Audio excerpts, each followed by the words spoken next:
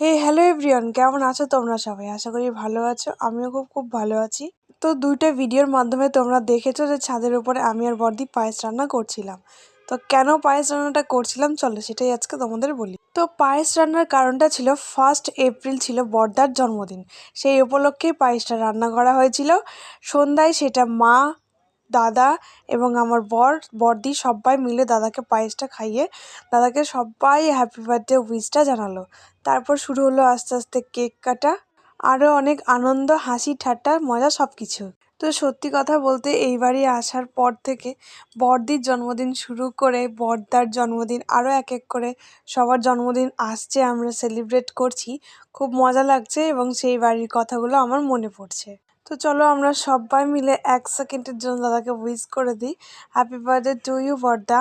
আর তোমরাও কিন্তু আমার বড়দাকে উইশ করতে ভুলবে না, প্লিজ সবাই উইশ করে দিও হ্যাপি বার্থডে। তো দাদা অনেকটা বছর পর কেক কাটিং করছে, তো দাদা খুবই খুশি ছিল, আনন্দিত ছিল। তো দাদার জন্য আমরা ছোটোখাটো ভাবে এই জন্মদিন আয়োজনটা করে যাক লাভবানই হয়েছি, কারণ দাদা খুবই খুবই খুবই খুশি হয়েছে। আমরাও খুব খুব খুশি হয়েছি দাদার হাসিটা দেখে। তারপর শুরু হলো কেক খাওয়াই, একে ওকে সবাইকে কেক খাওয়ানো হলো।